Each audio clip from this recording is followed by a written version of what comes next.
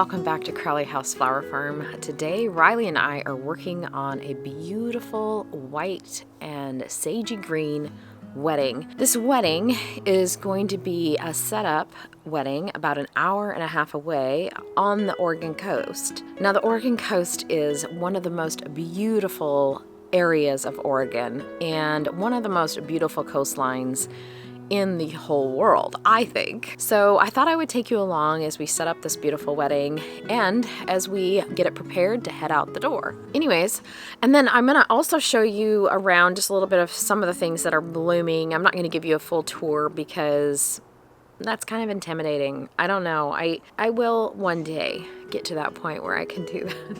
I think I can do sections of the garden at one time. I'm just not an expert on all the names, and that's intimidating to me. So I know a few things, and I know what looks good together and beautiful, and when the gardens are looking really good.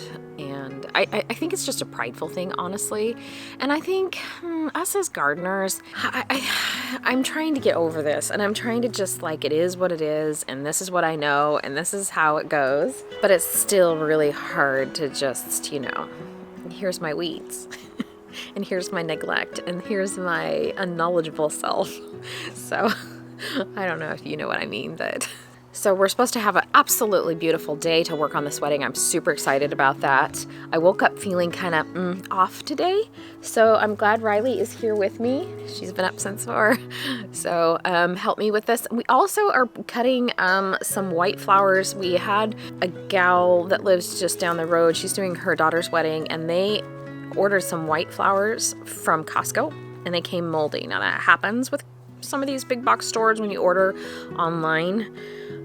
So they're asking us to help them out. We're going to see what we can scrounge together, and partly because we have a white wedding we're doing, we're going to go ahead and get ours done, see if we have anything left that they can use. But I do have a whole bunch of white flowers out in the field. I'm going to go cut a couple buckets of those and see if that's something, if we can just help them out. So off to work we go on this lovely, lovely day. And I'm so glad you're here joining us. If you love tagging along with us, please like, share, subscribe, if you would please. We'd love that. Anyways, here goes a beautiful white wedding and a beach setting.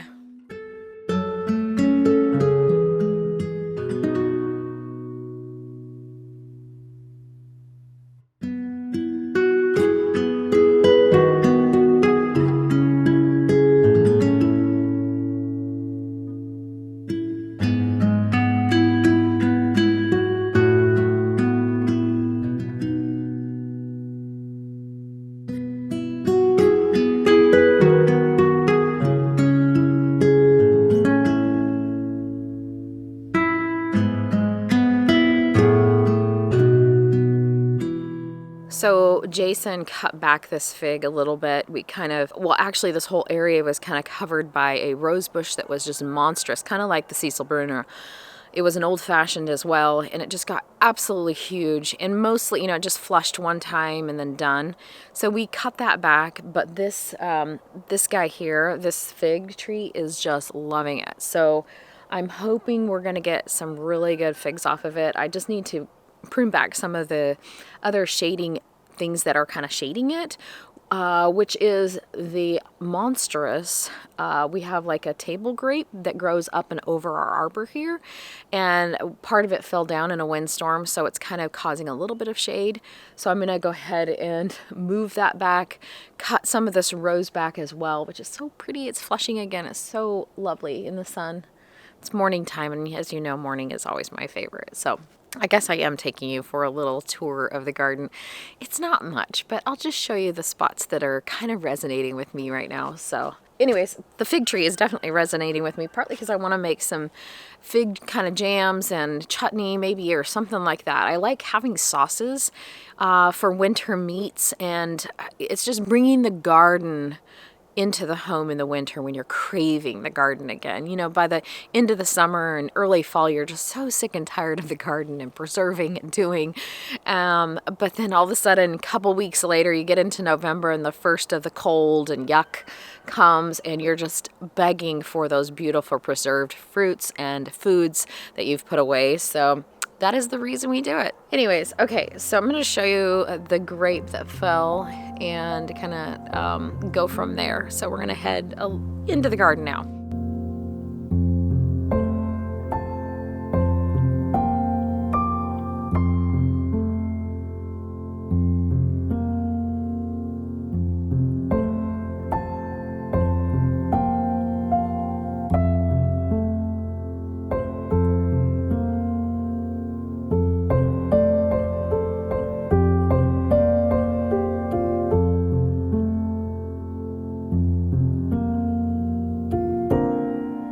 So my ultimate plan for this, it's kind of like a long garden, and it's where I grow most of the like cuttings we use for weddings.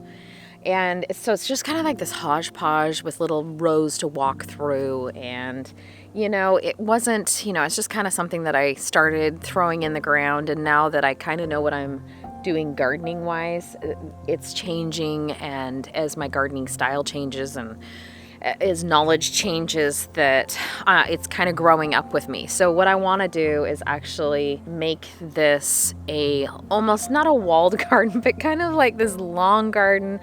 I would really like to do like a boxwood hedge in front of it, and then have little avenues to get into the garden for cutting, but not necessarily like these structured rows that you go through. And you know, that's my ultimate goal, is to get that, just to make it softer, more beautiful. In England, they have those walled gardens that have that just a long, amazing, like terraced, you know, when you have the tall stuff in the back, and then it kind of stair steps down into the front where you have the low.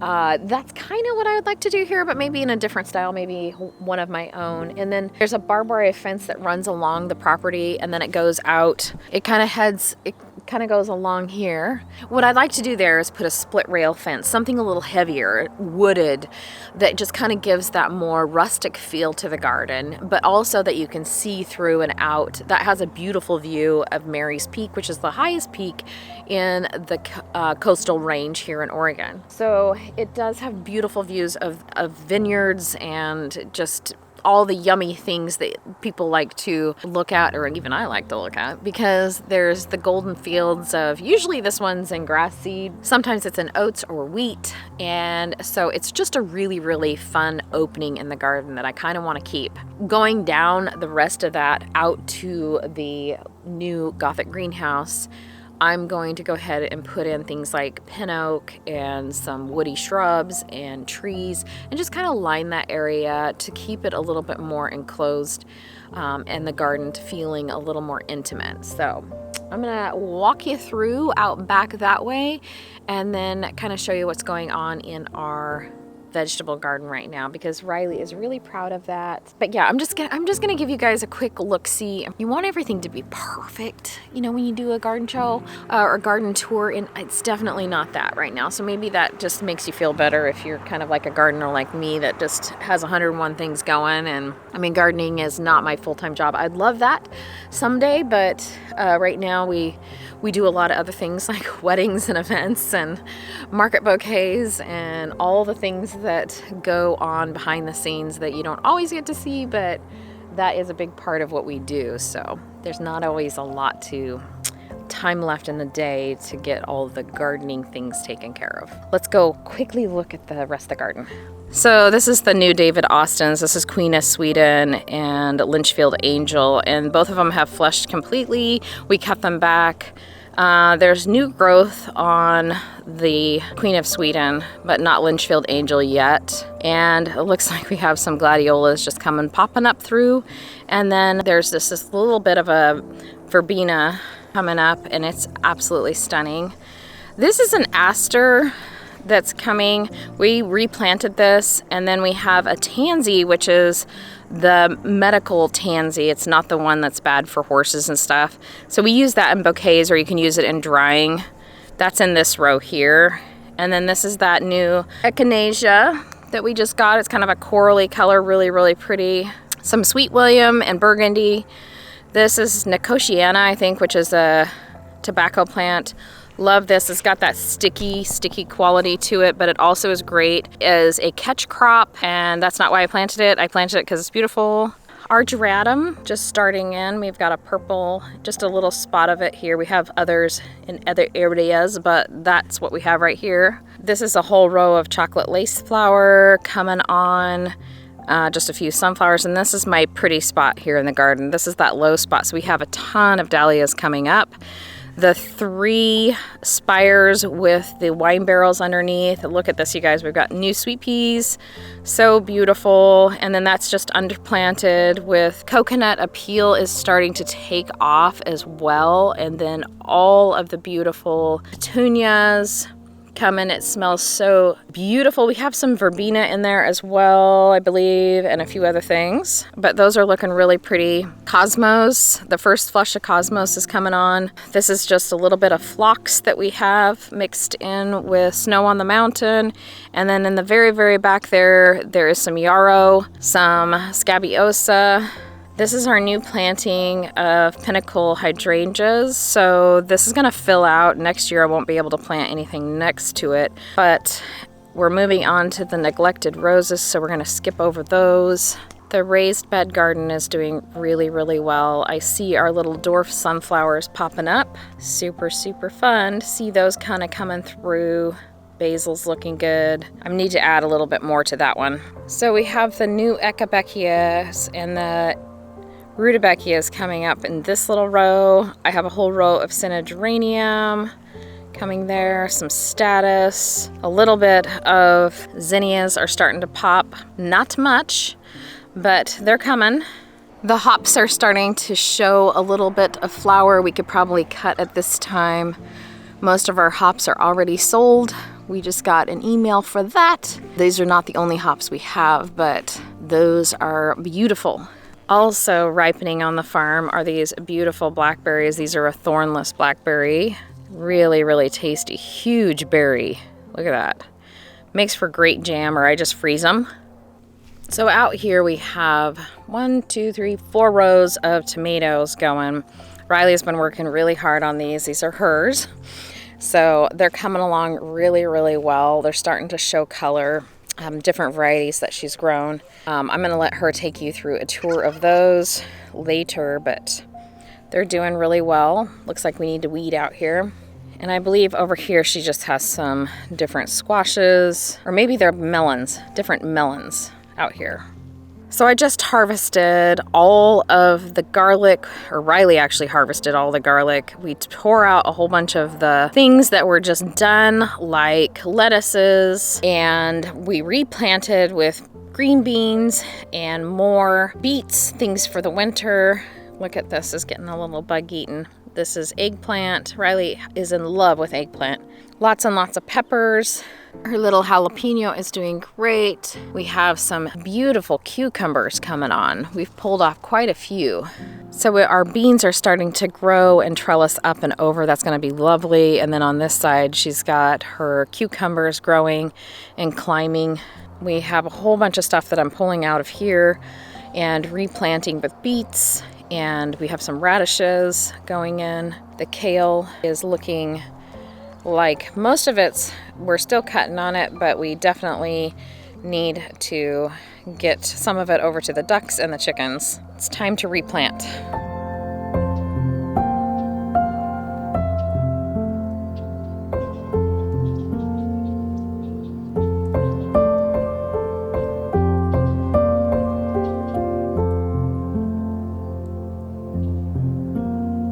Well, that just gives you a little snippet of what's going on here at Crowley House and kind of the design of the garden as far as the lawn garden goes and the veg garden. Obviously, I have other gardens, and that just helps me kind of keep things in check and then also not feel so overwhelmed when I'm taking care of each garden. So anyways, the other thing I was going to show you really quick is we grow irises here on the farm, and that was one of the first things I was ever gifted from SCHREINERS Iris Gardens. They grow amazing irises. I'll link them below. So they sent me like 50 of the little iris rhizomes when I first started, and all different colors.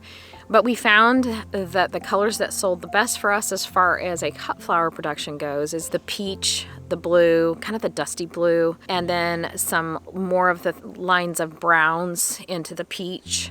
And we have one that's kind of a brown lavender, which is really pretty. So it's a little bit hard for me to grow them in the ground, partly because they just get huge, and then to try and divide, and they just get weedy, and it's really hard. And they flush once, and then it kind of looks ugly the rest of the season. So I pulled them out, and I had seen at SCHREINERS where they had put the rhizomes into bulb crates. So that's what we did this year. We divided them. Some of them are really small, but we've got, I think we had maybe 20 plants to begin with, and now we have, I don't know, let's go count.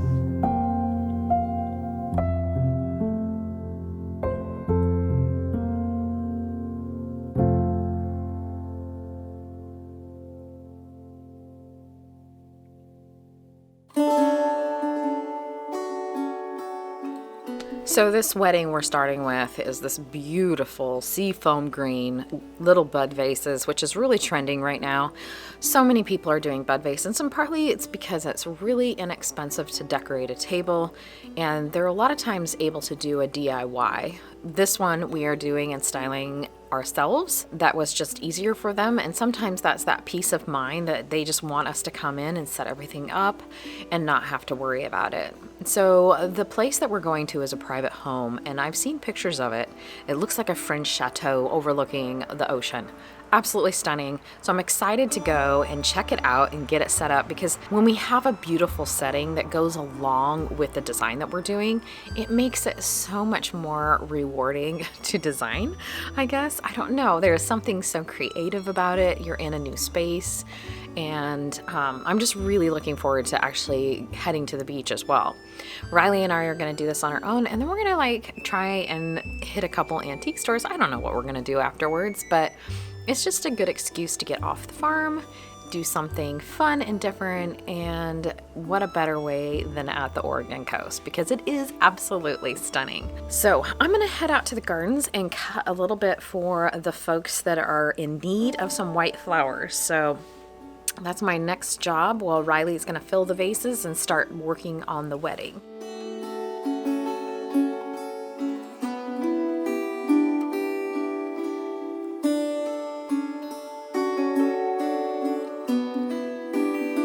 So this is what I have so far. Just a little cosmos, white cosmos, and bouquet dill. But isn't that just lovely? So I think I'm gonna go get some yarrow, and I saw some white zinnias blooming, so I think I'm gonna be able to get them one white zinnia, but I think this might help them out. Hopefully it does. We'll see. Hi everyone. Okay, so working on a wedding right now. I have all my vases ready and prepped.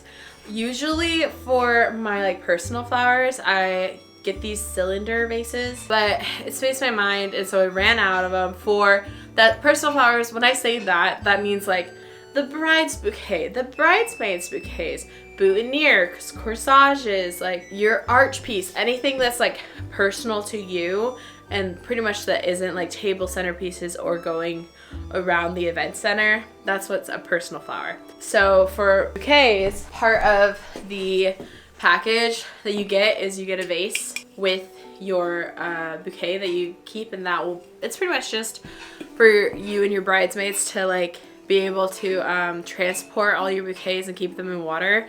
It's just part of the deal. Usually I have these nice, simple, sleek cylinder vases. Don't have them, so I'm gonna have to use some of these, which I bought for a class. Anyway, these vases, I'm gonna use these for my bouquets. And then we have a bunch of little small bud vases, which a bud vase is something small and dainty like this.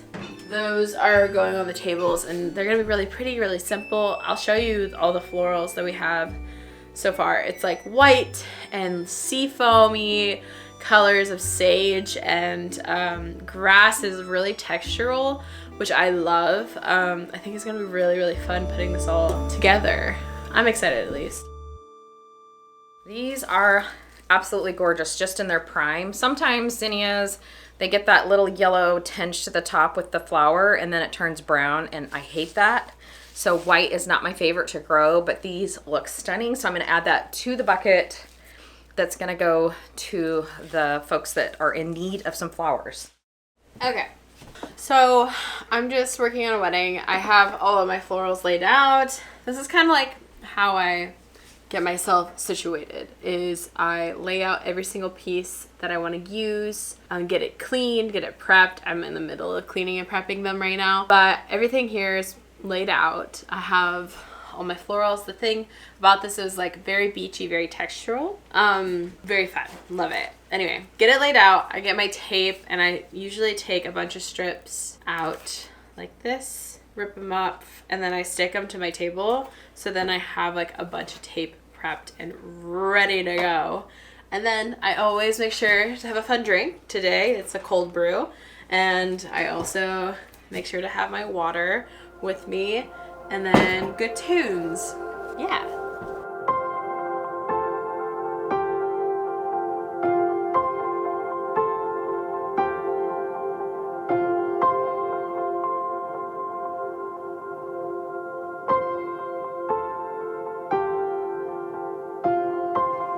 So just finished. I have this lovely bridal bouquet.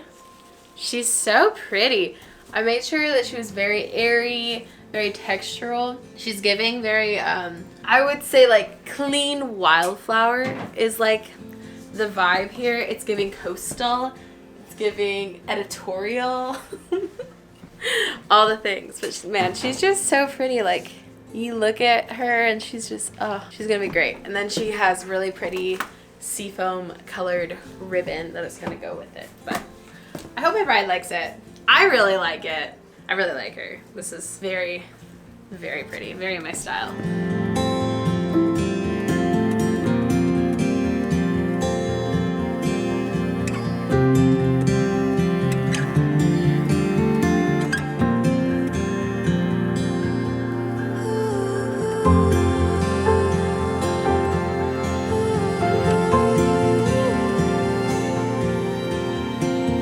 Okay, we're leaving. Got everything loaded up in the back. It's a lovely wedding, a lovely day for a wedding.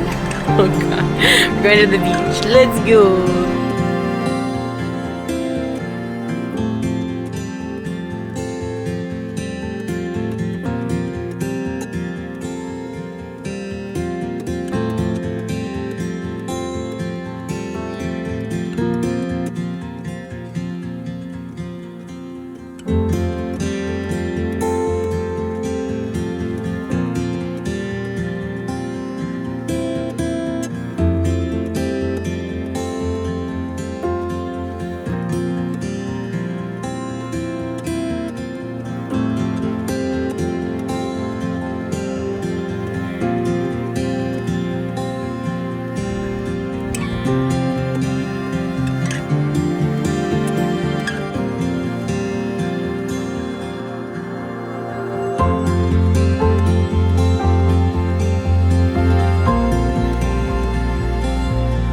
We're just setting up the wedding really fast. I just have some chair ties. This is a pretty easy setup since I don't think we're actually setting up their tables. So we're not setting up their tables, we're just doing chair ties and dropping off pretty much, which is a great gig for us because then we get a free trip to the coast. It's beautiful out today. It's a gorgeous day. This is an insane venue. Like I would get married here, so if the people that like live here are watching this, can I get married?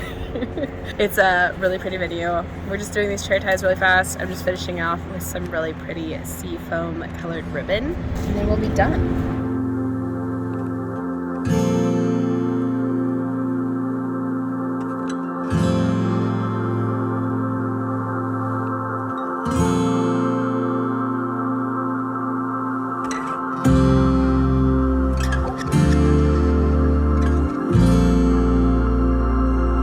So Rilley and I just finished setting up, and this place, I tell you, is absolutely stunning. It's kind of like this French Chateau new build.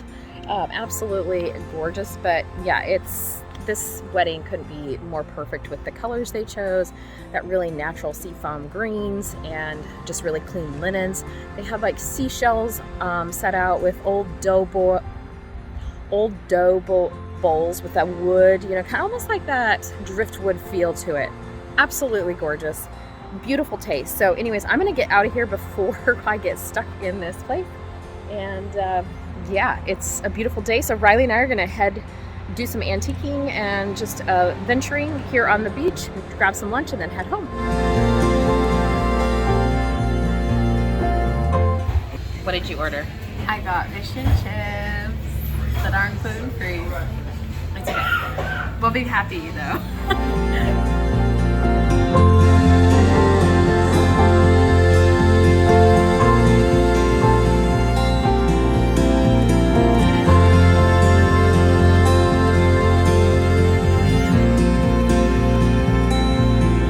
Okay, we're done. We're done.